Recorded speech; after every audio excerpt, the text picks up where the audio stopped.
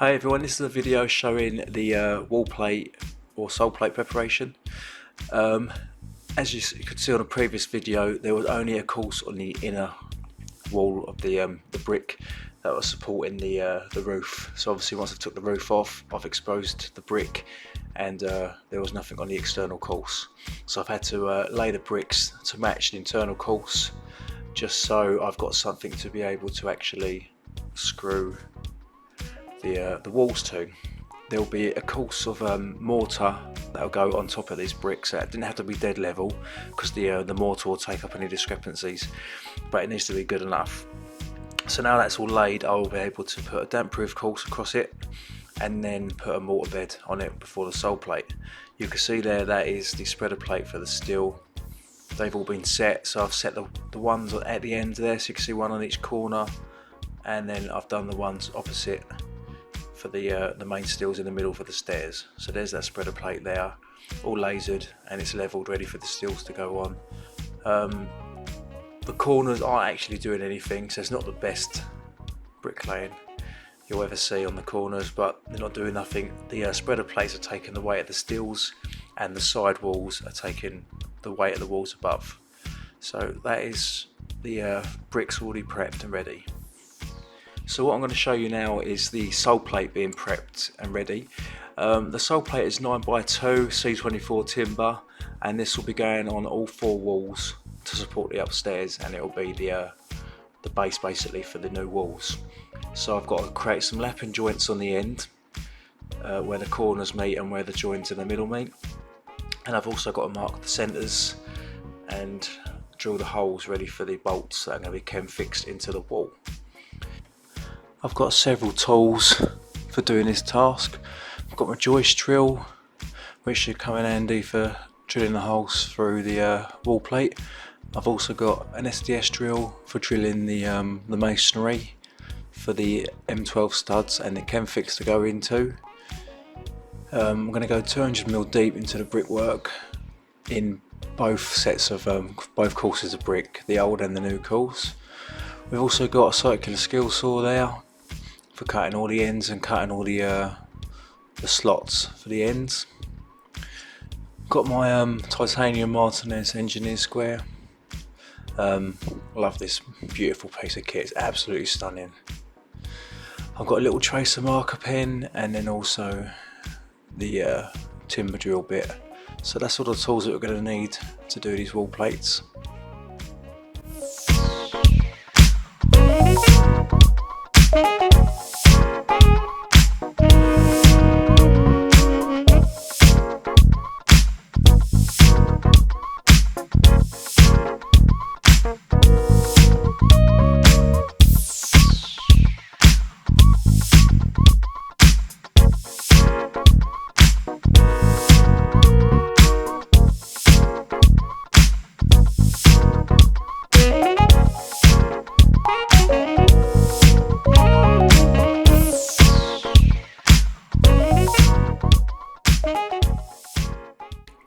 So the idea here is we want a nice even square overlap between the two mating pieces of wall plate.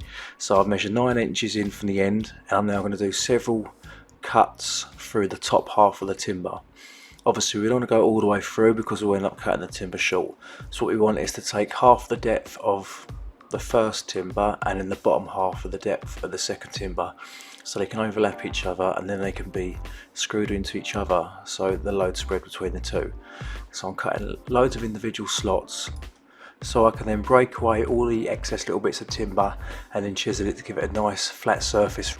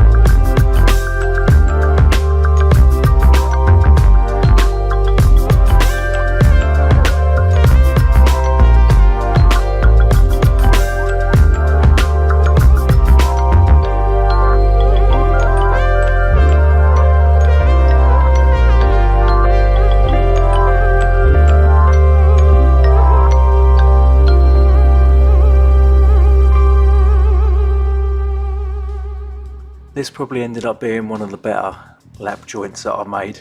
The difficulty was because it's 9x2 and it's such a wide timber, my circular saw blade didn't have a large enough diameter to cut through the depth of the wall plate. So obviously the ends chisel away really easy, but as you get to the middle, you've got a bit of solid timber left in the middle where you've cut through both sides and the blade just isn't quite a large enough diameter. So it's very difficult to get straight down the middle. So I tried several methods. I tried chiseling, which is what I'm doing in this one here. I also had the multi-tool down the middle of it. I also tried it with a handsaw, but I found this was the best method, using the chisel, just to take away as much of it as I could and then try and flatten out the middle part. But this is probably one of the most trickiest parts of the house build so far, just because of the pure size of them. If you watch the YouTubers doing it like Robin Clevitt on the 6x2s and 8x2s, they make it look really easy, but obviously their skill saw goes right through the depth of the timber, so it's a lot easier to do it compared to me trying to do it on a 9x2.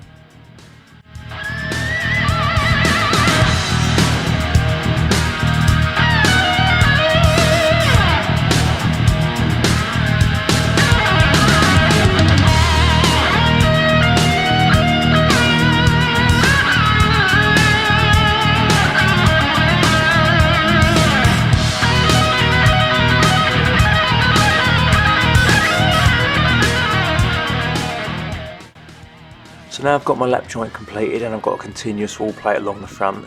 It was time to mark the centres for the holes that go into the mortar and the masonry. So they're at 600mm centres. So what I've done is I've created a little measuring stick there set to 600mm centres, so I know that every centre is going to be measured exactly the same. I've then measured across 55mm in from the bottom and 55mm in from the top, and around the square right the way down the length of the timber. I've then marked my 600mm centres and has marked a line from top to bottom.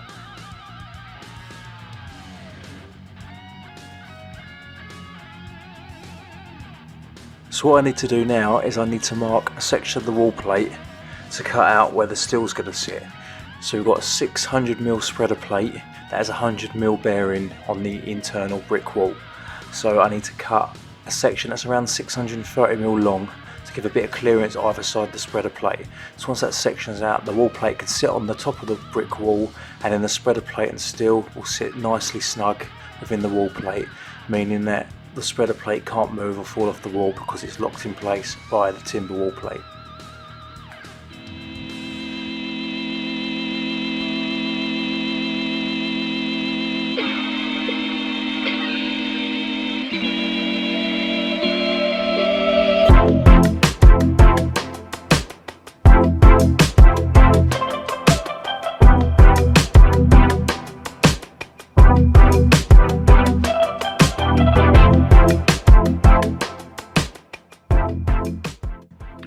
To ensure the spreader plate restraint straps sit nice and flush in the wall plate, I'm just using my router just to router out a small section of the top of the wall plate, just so when the wall plate's fitted in place, the restraint strap will sit nice and flush, and I can then put a couple of screws in it, not only locking the spreader plate into place but also acting as a secondary restraint strap for the wall plate.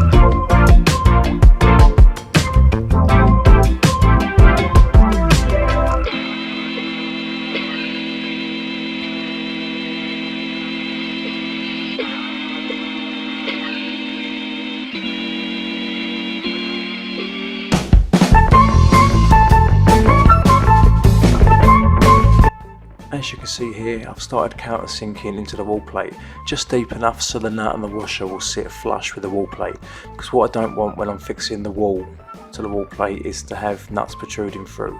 So I've countersunk it in, and I've now got a drill right the way through with an M12 timber bit and then an M12 masonry bit into the brickwork. Once the holes are drilled, I can then put the resin chemical fixing into the holes and then put the studs in. That will then allow us to drop the wall plate over the studs and secure the wall plate to the brick on 2 studs every 600mm centres. As you can see there, I've overlapped the front of the wall plate off the brick slightly.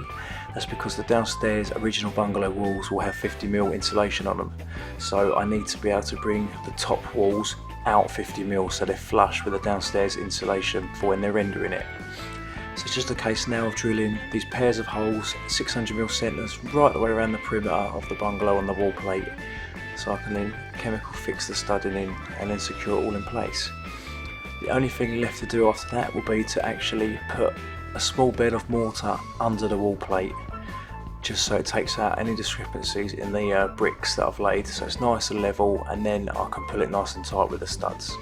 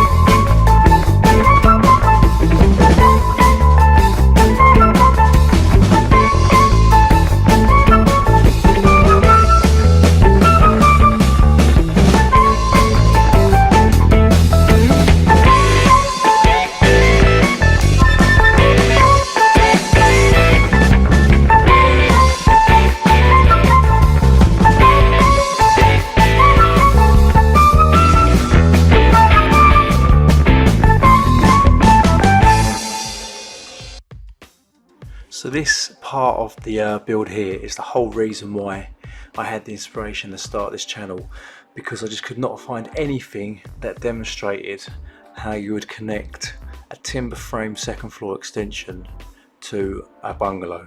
There was just not a single video on YouTube that shows how to do it. So this is basically how you go about doing it.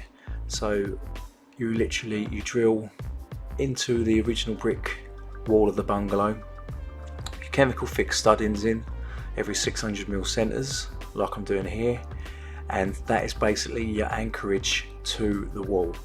So you can then drop your wall plate straight over them studs, and then with a nut and a washer fix and secure the wall plate to the bungalow walls. That way your wall plate is not going to lift off, it's not going to blow off under huge winds, and it's going to make sure there's a nice tight bond between the wall plate and the studs.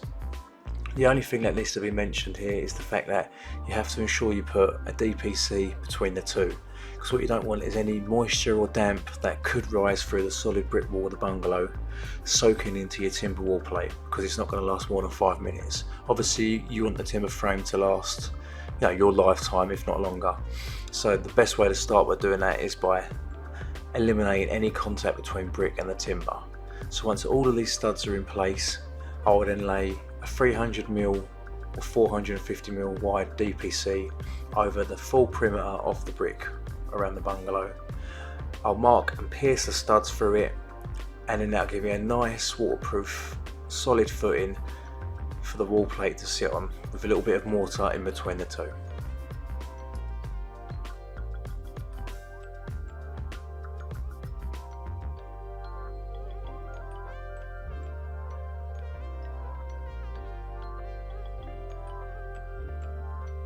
As anyone in the building trade knows, things can change throughout the job, and as annoying as it is, after drilling and creating the wall plate for the whole of the front of this wall here, I've decided that I'm now going to put a fourth steel beam in.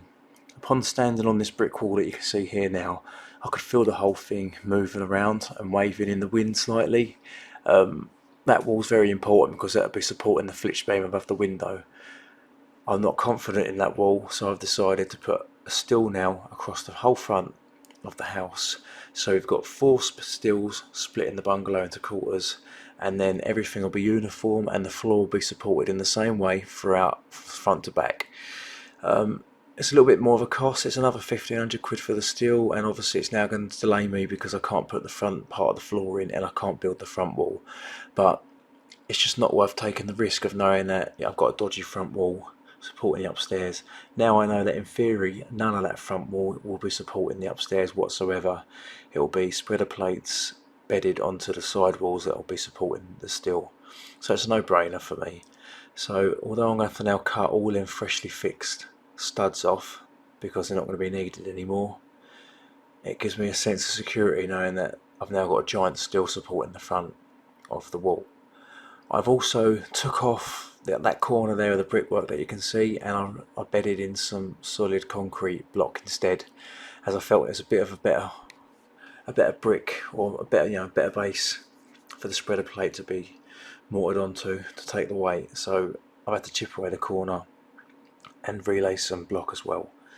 As you can see now, you're just looking at the DPC that I was talking about earlier in the video. So that's laid across with the studs poking through, so I can now put my bed of mortar over that and then drop my wall plate on, and it just keeps a nice separate base from the brickwork.